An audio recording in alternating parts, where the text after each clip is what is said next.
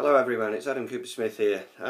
Simon has set for me what is a double challenge really.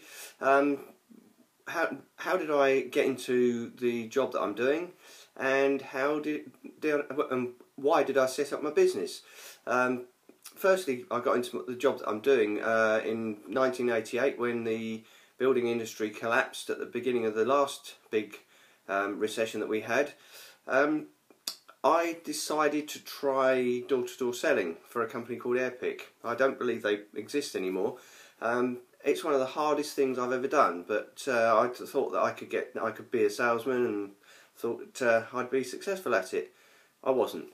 But one of the things that drew me to it was when I went for the interview for the role, which was self-employed, but I was told if you can sell these, you can sell anything, and I fell for it.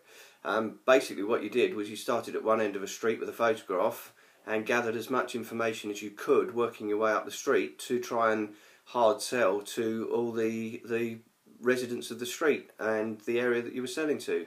And I really didn't have confidence in the product I was selling, so I didn't do very well at it. After about 3 or 4 months of doing that, I knocked on someone's door, and he said, no, I don't want one of your pictures, but do you want a job?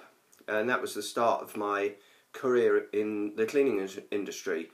And from that I went from running contracts and selling to other cleaning contractors through to what I'm doing now, which is soft facilities management, which covers cleaning is just one of the streams that I deal with. Waste management, pest control, laundry, it can include security operations, ground maintenance, so all the services that need people to deliver them. So that's a quick, how did I get into my business, or into the job that I do. Why did I start my business? In 2009 I was the cleaning manager for Selfridges in Oxford Street.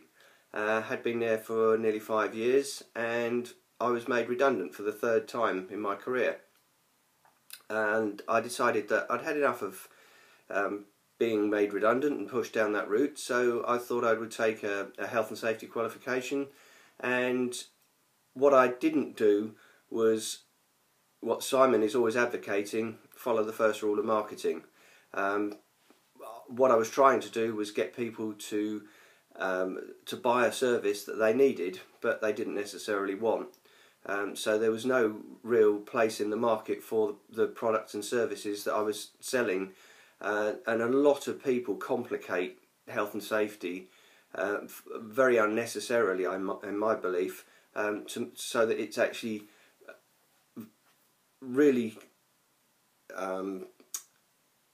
I want to say complicated again, but that's the wrong word. There are just too many variations of it, and rather than just a simple thing.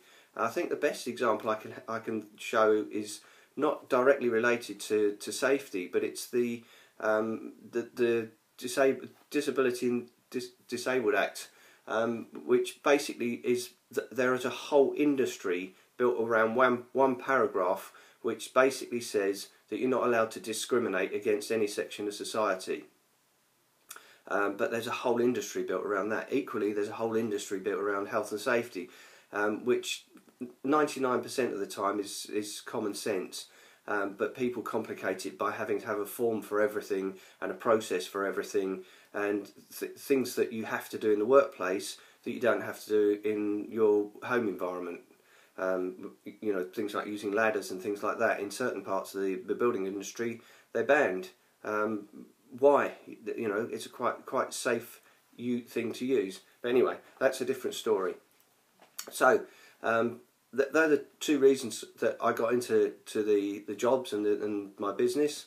As I've said before, I'm not a salesman. I either wasn't pushy enough, wasn't selling the right product for my health and safety business. So after 2 years of that, I decided that mortgage needed to be paid, family needed to be kept and I went back into the soft services management, which is what I've been doing now.